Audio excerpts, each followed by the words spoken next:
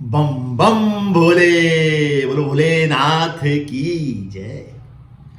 नमस्कार दोस्तों, मैं पंडित ठकुरेश पचौरी आज पुनः उपस्थित हुआ हूं आप सभी के समक्ष एक बहुत ही रोचक और ज्ञानवर्धक जानकारी के साथ। मित्रों, आज हम बात करेंगे पवित्र रात्रि के बारे में। शिव आराधना के लिए साल की सबसे पवित्र रात्रि, ठीक समझा मित्रों। आज हम बात करेंगे शिवरात्रि के महान पावन पर्व के बारे में कि इस महान पावन पर्व को इस वर्ष कब मनाया जाएगा, पूजा की संपूर्ण विधि क्या है, इस पर्व का इतना ज्यादा महत्व क्यों है, और अंत में कुछ उपायों की भी चर्चा करेंगे मित्रों। तो आप सभी से अनुरोध है कि इस चर्चा में मेरे साथ अंत तक अवश्य जुड़े रहें। मित्रों, प्रतिवर्ष फागुन मास की कृष्ण पक्ष की चतुर्दशी को ये महान पावन पर्व पूरे देश में बहुत ही हर्षोल्लास और श्रद्धा के साथ में मनाया जाता है। और इस वर्ष जो है मित्रों 18 फरवरी 2023 दिन शनिवार को इस पर्व को पूरे भारतवर्ष में बहुत ही श्रद्धा और हर्षोल्लास के साथ में मित्रों मनाया जाएगा। इस पर्व के पीछे कई मान्यताएं और पौराणिक कथाएं हैं। एक पौराणिक कथा के बारे में मित्रों हम चर्चा करते हैं आपके साथ। हिंदू ग्रंथ शिव पुराण की विद्येश्वर संहिता के अनुसार इसी पावन तिथि की महानिशा काल में भगवान शिव जी का निराहार स्वरूप प्रतीक शिवलिंग का पूजन भगवान विष्णु और ब्रह्मा जी के द्वारा सर्वप्रथम किया गया था। और इसी तिथि पर भगवान शिव ने मां पार्वती के साथ में विवाह रचाया था।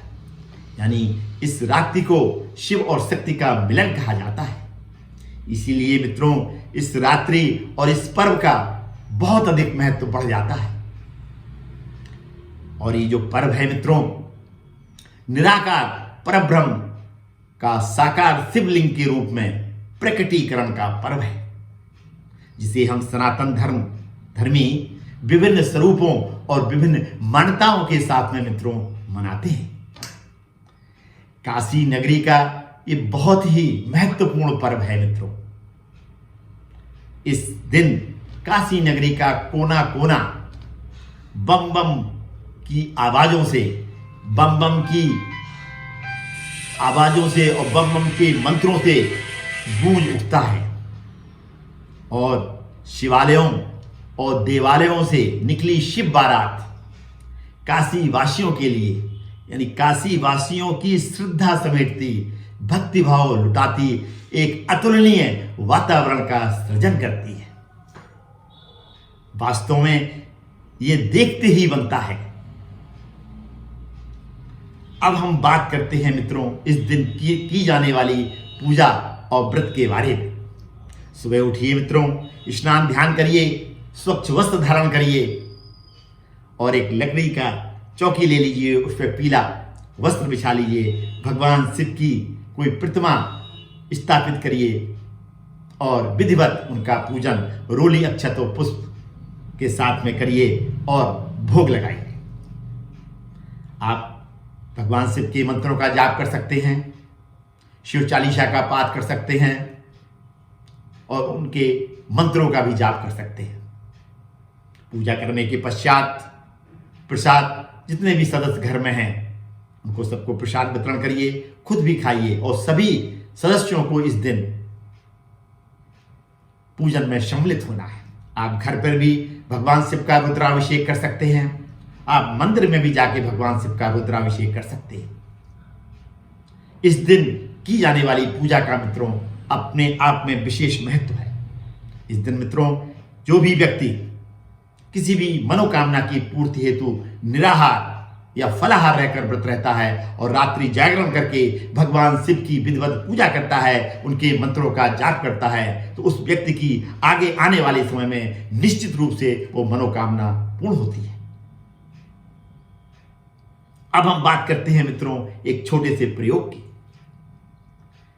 इस दिन यदि आप पारे के शिवलिंग की स्थापना अपने पूजन कक्ष में करते हैं और उसका विधिवत अभिषेक करते हैं तो आपकी जन्म कुंडली में यदि पितृदोष या कालसर्प दोष का प्रभाव है और उसकी वजह से आपके कार्यों में विलंब हो रहा है घर में एक्सीडेंट्स हो रहे हैं, परिवार के सदस्यों के घर में असाध रोग हैं, तो निश्चित रूप से आगे आने वाले समय में इन समस्त समस्याओं का निदान होगा। करना क्या है आपको मित्रों, पारे का एक शिवलिंग लीजिए और उसका अभिषेक करिए, पंचामृत बना लीजिए। स्टील के लोटे से उस पंचामृत की धार शिवलिंग जी की जो लिंग है पारे के शिवलिंग की, उस पर लगातार डालिए और ओम सोमेश्वराय नमः का जाप करते रहिए। 1 माला, 2 माला, 5 माला, 11 माला जाप करनी है आपको, लेकिन जो आप पंचामृत की धार शिवलिंग पर डाल रहे हैं वो टूटनी नहीं चाहिए। इस बात का आपको विशेष ध्यान रखना है। अपनी श्रद्धा के अनुसार जाप करिए और उनका अभिषेक करिए। अभिषेक करने के पश्चात पंचामृत को निकाल लीजिए तुरंत और उस पंचामृत को प्रसाद स्वरूप घर के सदस्यों में वितरण कर दीजिए और स्वयं भी उसको प्रसाद स्वरूप ग्रहण कर लीजिए। और उस दिन पार्वती के शिवलिंग को वहीं पर रहने दीजिए। अगले दिन सुबह जब आप व्रत का पारण करेंगे, क्योंकि व्रत का पारण आपको 19 तारीख को करना है, 18 तारीख को व्रत रहना है और 19 को इसका पारण करना है, तो व्रत के पारण करने से पहले उस पार्वती के शिवलिंग को अपने पूजा कक्ष में स्थापित करना है। कैसे? एक चांदी या स्टील की प्लेट ले लीजिए, उस पर रिंग फिंगर से अष्टगंध की स्याही से या रोली से उस पर स्वास्तिक बना लीजिए और उस पर लाल वस्त्र बिछाकर उस पार्वती के शिवलिंग की स्थापना उस पर कर दीजिए, साफ करके गंगा जल से और पानी से। ध्यान रखिए कि उसकी जो जलधार है वो उत्तर दिशा में होनी चाहिए और यदि पॉसिबल हो तो रोज आप भगवान पार्वती के शिवलिंग का अभिषेक कर सकते हैं। अन्यथा हर सोमवार को विधिवत पारे के शिवलिंग का अभिषेक करिए। यदि आप ऐसा करते हैं तो जन्म कुंडली में यदि इस तरीके के दोष हैं, काल सर्प दोष या पित्त दोष का प्रभाव है, जिसकी वजह से आपके परिवार में अचानक घटनाएं घटित हो रही हैं, अचानक समस्याएं आ रही हैं, तो निश्चित मानिए इन समस्त दोषों का आगे आने वाले समय में निदान होगा। कैसा लगा मित्रों आपको ये मेरा एपिसोड? यदि अच्छा लगा तो इसको ज़्यादा से ज़्यादा सोशल मीडिया पर शेयर करें ताकि ये जानकारी अन्य लोगों को भी प्राप्त हो सके और वो भी इस जानकारी का फायदा ले सकें। आज मैं अपनी वाणी को इस भावना के साथ में मित्रों विराम देता हूं कि आप सभी पर भोले बाबा की कृपा बनी रहे और आपके समस्त कष्टों का निदान हो। पुनः मुलाकात होगी मित्रों किसी ऐसी ही विशेष जानकारी के साथ में। तब तक अपना ये चैनल एस्ट्रोलॉजर ठकरेश पचौरी देखते रहिए। और यदि आपने अपना ये चैनल अभी तक सब्सक्राइब नहीं किया है तो इसको तुरंत सब्सक्राइब करें ताकि इस तरीके की जानकारियां आप प्राप्त कर उनका लाभ ले सकें। यदि आप मुझसे पर्सनली मिलना चाहते हैं तो इसकी पूरी जानकारी मित्रों मेरे डिस्क्रिप्शन बॉक्स में दी गई है।